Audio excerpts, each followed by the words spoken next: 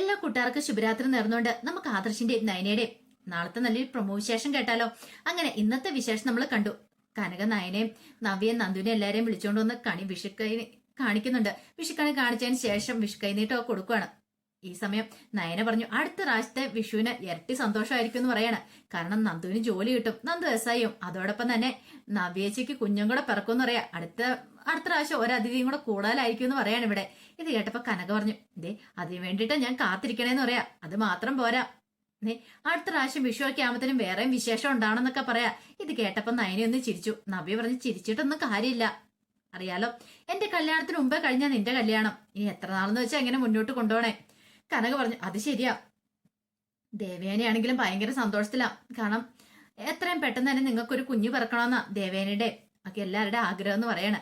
ഇത് കേട്ടത് നയന പറഞ്ഞു, അതൊക്കെ ശരിയാമ്മേ, എന്നാലും ഇല്ല എന്ന് പറയണേ. ഇനിയിപ്പോ ഡോക്ടറെ കാണെങ്കിൽ പോയി ഡോക്ടറെ കണ്ടാലും ഒന്നും കുഴപ്പമില്ല എന്ന് പറയണേ.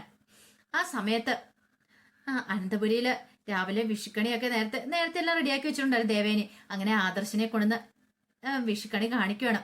അങ്ങനെ വിഷുക്കണി കാണിച്ചതിന് ശേഷം വിഷുക്കൈനീട്ടോ കൊടുക്കുക. അപ്പൊ മൂർത്തി മുത്തശ്ശനും മുത്തശ്ശി എല്ലാരും വിഷുക്കൈനീട്ടോ കൊടുക്കുന്നുണ്ട്. എനിക്കും എല്ലാവർക്കും കൊടുക്കണം. എല്ലാരും ഭയങ്കര സന്തോഷത്തിലാ. പക്ഷേങ്കിൽ അനാമികയുടെ നെഞ്ചിനകത്തൊരു പിടപ്പായിരുന്നു. വിഷുവായിട്ട് തനിക്ക് കാര്യമായിട്ട് ആരും തന്നില്ലോ എന്നൊരു ചിന്ത അനാമികയുടെ മനസ്സിലുണ്ടായിരുന്നു. പക്ഷെ എന്ത് ചെയ്യാൻ പറ്റും, പറഞ്ഞിട്ട് കാര്യമില്ല. ചോദിച്ചു വാങ്ങാൻ പറ്റില്ലോ, വിഷുവാന്ന് പറഞ്ഞുകൊണ്ട് എനിക്ക് ഇന്നത് തരണമെന്ന് ചോദിച്ചു വാങ്ങാൻ പറ്റില്ലോ. അതുകൊണ്ട് മാത്രം അനാമിക എന്ത് ചെയ്യണം, ഒന്നും ചോദിക്കാനൊന്നും പോയില്ല. എന്നാലും ഇതെന്തൊരു ദാരിദ്ര്യം പിടിച്ച കുടുംബമാ. ഇത്ര ഉണ്ടായിട്ട് വിഷുവായിട്ട് അവർക്ക് ഇത്ര എന്തെങ്കിലും തന്നാൽ എന്താ എന്നൊരു ചിന്തയൊക്കെയായിരുന്നു അനാമികയുടെ മനസ്സിൽ.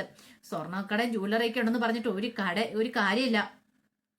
വലിയ കമ്പനിയും കാര്യങ്ങളും എല്ലാം ഉണ്ട്. പക്ഷെ അതുകൊണ്ടൊന്നും ഒരു പ്രയോജനമില്ല. മക്കൾക്കോ കൊച്ചുമക്കൾക്കോ വിഷുവായിട്ട് ആകെപ്പാടെ തന്നേക്കുന്ന നക്കാപ്പിച്ച പൈസയാ. അതൊക്കെ ഓർത്തപ്പോ അനാമിക്കൊരു പുച്ഛഭാവമായിരുന്നു. പിന്നെ എന്തെങ്കിലും പറയാൻ പറ്റുമോ, എങ്ങാനും പറഞ്ഞു പോയിട്ടുണ്ട് അതോടുകൂടി തീർന്നു. വിഷു ആകുമ്പോ അങ്ങനെ കണക്ക് പറയാൻ പറ്റില്ലല്ലോ. ഉള്ളതുകൊണ്ട് തൃപ്തിപ്പെടാതെ വേറെ നിവൃത്തിയില്ലായിരുന്നു അനാമിക്ക്. ആ സമയം ദേവേനിക്കയുടെ വല്ലാത്തൊരു നെഞ്ചിടിപ്പാ. നയനമോളെ കാണണം, നയനയ്ക്ക് വിഷു കൈനീട്ടൊക്കെ കൊടുക്കണം. അപ്പൊ അതിന് വേണ്ടിയിട്ട് ദേവേനി രാവിലെ തന്നെ ഒരുങ്ങി ഇറങ്ങുവാണ്. ക്ഷേത്രത്തിലേക്കൊന്നും പറഞ്ഞ് ഇറങ്ങുന്നേ, അല്ലാതെ നയനയുടെ വീട്ടിലേക്കൊന്നും പറഞ്ഞ് ഇറങ്ങാൻ പറ്റില്ലോ.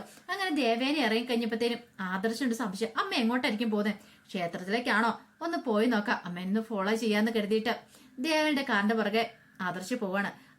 അങ്ങനെ ദേവേനിയുടെ കാറ് വന്നിരിക്കുന്ന കനകയുടെ ഗോവിന്ദന്റെ വീടിന്റെ മുന്നിലേക്ക് ആദർശിന് കാര്യങ്ങളൊക്കെ മനസ്സിലായി. ആദർശ് പതുക്കെ അവിടെ നോക്കുമ്പോഴത്തേനും ദേവേനി കാറിൽ നിന്നിറങ്ങി അങ്ങോട്ട് കയറി പോകുന്നുണ്ട്.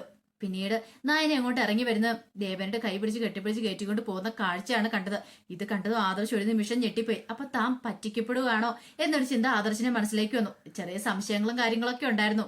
പക്ഷെ ഇപ്പൊ അത് സത്യമായിരിക്കുകയാണ്. ആദർശിന് മനസ്സിലായി, അമ്മയും നയനയും തമ്മിൽ അടുത്തിട്ടുണ്ട്. പക്ഷെ തന്റെ മുന്നിൽ കള്ളത്തരം കാണിച്ചോണ്ടിരിക്കുക, അത് എന്തിനാന്ന് മാത്രം ആദർശന് മനസ്സിലായില്ല. ആദർശ് എന്ത് ചെയ്യാണ്, പതുക്കെ അങ്ങോട്ട് പോവാണ്. ഇനി ഇവിടെ നിന്നിട്ട് കാര്യമില്ല, അവരാരിലും ഇറങ്ങി വന്ന് കണ്ടാൽ പിന്നെ പ്രശ്നമാവുമല്ലോ. ആ സമയത്ത് ദേവേനി ഭയങ്കര സന്തോഷത്തോടെ കയറി ചെല്ലുവാണ്. ദേവേനെ കണ്ടപ്പോ നയനയ്ക്ക് സന്തോഷമായിരുന്നു. പിന്നീട് ദേവേനെ പറഞ്ഞു, എനിക്കിങ്ങോട്ട് വരാതിരിക്കാൻ പറ്റുമല്ലോ, വിഷുക്കാൻ നീട്ടം തരണ്ടേ മോൾക്ക് എന്ന് ചോദിക്കണം. ഇത് കേട്ടപ്പോ നയന പറഞ്ഞു, വേണ്ടിയിരുന്നില്ല, ഇനിയിപ്പൊ അമ്മ ഇങ്ങോട്ട് വന്ന ആദർശാണ് എങ്ങാനും അറിയുവോ, ആദർശാണ് എങ്ങാനും വന്നിട്ടുണ്ടെങ്കിലോ, അതൊന്നും കുഴപ്പമില്ല, ആദർശ് അറിയാനൊന്നും പോകുന്നില്ല, അവൻ എഴുന്നേറ്റിട്ട് പോലും ഇല്ലായിരുന്നു തോന്നി ഞാൻ വന്ന സമയത്തെന്ന് പറയണം. അവൻ എഴുന്നേക്കുന്ന സമയമൊന്നും ആയല്ലോ, ഞാൻ ക്ഷേത്രത്തിലേക്കെന്നാ വീട്ടിൽ പറഞ്ഞിരിക്കുന്നു പറയാം, അപ്പൊ കുഴപ്പമില്ല എന്നൊക്കെ പറയണം. പിന്നീട് നയനയ്ക്ക് വിഷുക്കൈ നീട്ടൊക്കെ കൊടുക്കുകയാണ്. നയനയ്ക്ക് മാത്രമല്ല നന്ദുവിനും നവ്യയ്ക്കും എല്ലാവർക്കും കൊടുത്തു. അങ്ങനെ അവരൊക്കെ ദേവേനയുടെ അനുഗ്രഹം മേടിക്കുന്നുണ്ട്. ആ സമയത്ത് ദേവേനി പറഞ്ഞു, അതെ എനിക്കാണെങ്കിൽ ഇന്നലെ രാത്രി ഒരു സമാധാനം ഇല്ലായിരുന്നു, മോൾ ഇവിടെ ആയതുകൊണ്ട്. അവിടെയായിരുന്നു എനിക്ക് ഈ ഓട്ടോ ഓടേണ്ട കാര്യമില്ലായിരുന്നു പറയണം. കേട്ടപ്പോ നയന പറഞ്ഞു, ഇന്നൊരു ദിവസം കഴിഞ്ഞിട്ട് നന്ദു പോയിട്ട് ഞാൻ വരാന്ന് കരുതിയിരിക്കും അമ്മയെന്ന് പറയണം. ഇത് കേട്ടപ്പോ ദേവേന പറഞ്ഞു, അല്ല അവിടെ ആയിരുന്നെങ്കിൽ ഇപ്പം എല്ലാരും ഭയങ്കര സന്തോഷത്തോട് പോയിട്ട്, കാരണം നമ്മൾ ഒന്നിച്ചതിന് ശേഷമുള്ള ആദ്യത്തെ വിഷു ആയിരുന്നല്ലോ, മോള് വിഷുക്കണിയൊക്കെ ഒരുക്കി നല്ല ഗംഭീരമാക്കിയാണ്. മോളുടെ ഒരു കുറവോടെ ഉണ്ടെന്ന് പറയണം. വിഷുക്കണി ഒരുക്കുന്ന കാര്യത്തിലാണെങ്കിലും എന്നെ കൊണ്ട് അത്ര വലിയ കാര്യമായിട്ടൊന്നും ഒരുക്കാൻ സാധിക്കില്ല, അറിയാലോ. പിന്നെ ഞാനും പിന്നെ ജാനകി കുറച്ച് കൂടുകയൊക്കെ ചെയ്തു. അങ്ങനെ ഒരു രീതിയിൽ തട്ടിക്കുട്ടി ഒരു വിഷുക്കണി ഒരുക്കി വെച്ചതെന്ന് പറയണം. ഇത് കേട്ടപ്പം നയന പറഞ്ഞു, അത് കുഴപ്പമില്ലമ്മേ, അടുത്ത പ്രാവശ്യത്തെ വിഷു നമുക്ക് നല്ല അതിഗംഭീരമായിട്ട് തന്നെ ആഘോഷിച്ചേക്കാന്നൊക്കെ പറയണം. അങ്ങനെ അവര് സംസാരിച്ചുകൊണ്ടിരിക്കുന്ന സമയത്ത് നന്ദുവിന്റെ മുഖത്തെ ഒരു സങ്കടഭാവം ദേവേനെ ശ്രദ്ധിച്ചു. ഇതെന്ത് പറ്റി നന്ദു, നിന്റെ മുഖം എന്താ വല്ലായിരിക്കണം നിൽക്കും. ഒന്നുമില്ല, പോകുന്നതിന്റെ ടെൻഷനാണോന്ന് ചോദിക്കാണ്.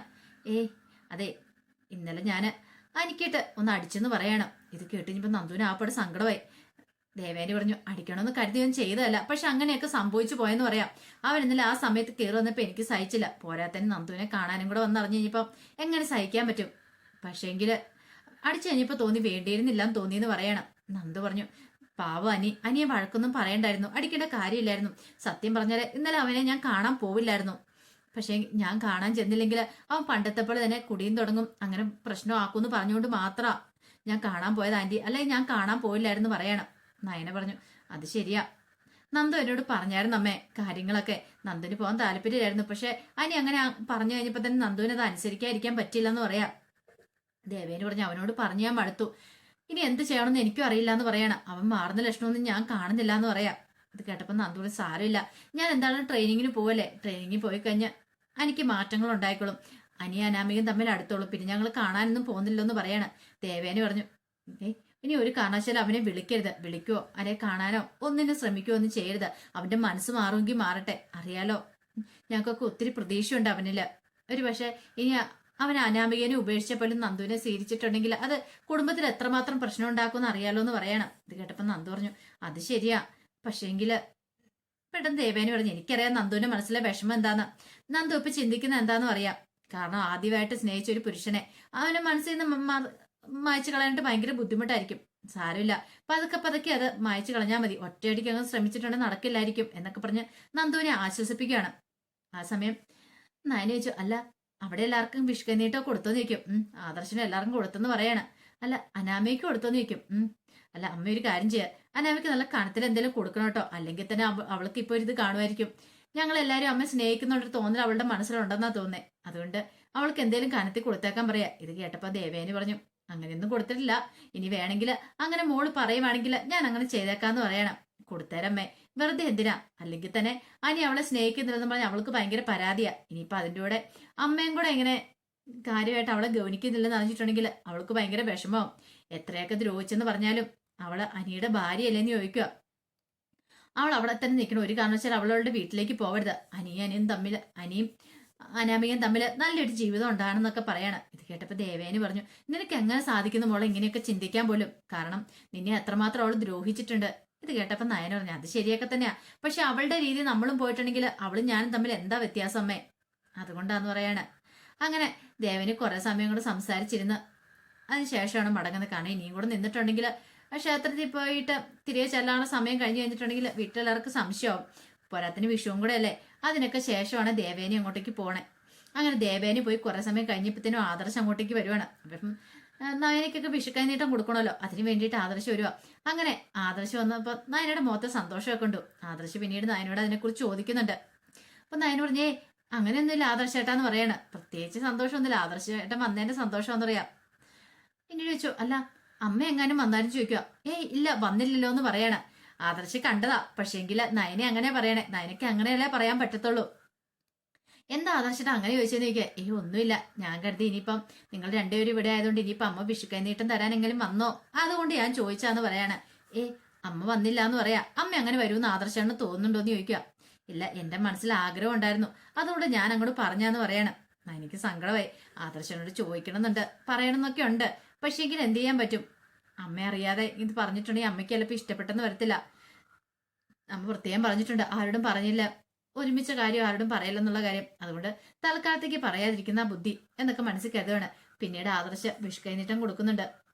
നന്ദുവിനും നയനിക്കും അവർക്ക് എല്ലാവർക്കും വിഷുക്കൈനീട്ടം കൊടുത്തു കഴിയുമ്പോഴത്തേനും കനക വന്നിട്ട് പറഞ്ഞു അതെ ഫുഡൊക്കെ കഴിച്ചിട്ട് പോയാൽ മതി, ഉച്ചയൂണ് കഴിച്ചിട്ട് പോയാൽ മതി എന്ന് പറയാം. ഇത് കേട്ടപ്പോൾ ആദർശ് പറഞ്ഞു അവിടെ ഊണൊക്കെ തയ്യാറാക്കി എല്ലാവരും കാത്തിരിക്കുവാന്ന് പറയണം, ചെന്നില്ലെങ്കിൽ അത് പ്രശ്നമാണെന്ന് പറയാം.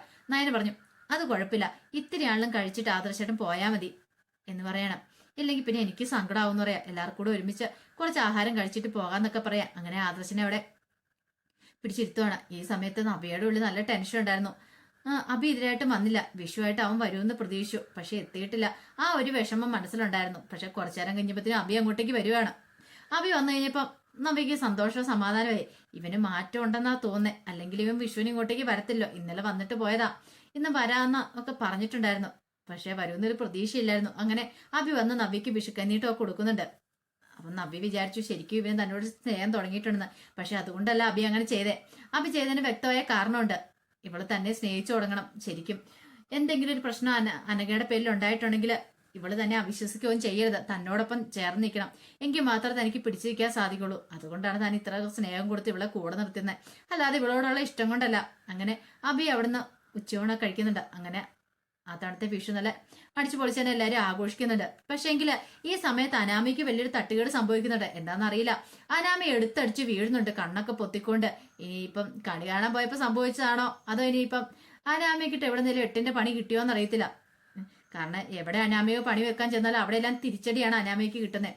കണ്ണും പൊത്തിക്കൊണ്ട് അയ്യോ എന്റെ കണ്ണേന്നും പറഞ്ഞുകൊണ്ട് അനാമിക നിലത്തേക്ക് വീഴുന്ന ഒരു കാഴ്ച കണ്ടിട്ടുണ്ട്. നാളത്തെ ഫുൾ വിശേഷം വന്നു കഴിയുമ്പോൾ അറിയാം അനാമികക്ക് എന്താ സംഭവിച്ചതെന്നുള്ളത്. അപ്പൊ അതിന്റെ വിശേഷങ്ങളൊക്കെ നമുക്ക് എല്ലാവർക്കും കാത്തിരിക്കാട്ടോ. ഒരിക്കൽ കൂടി എല്ലാവർക്കും ശുഭരാത്രി നേർന്നുകൊണ്ട് നിർത്തുന്നു.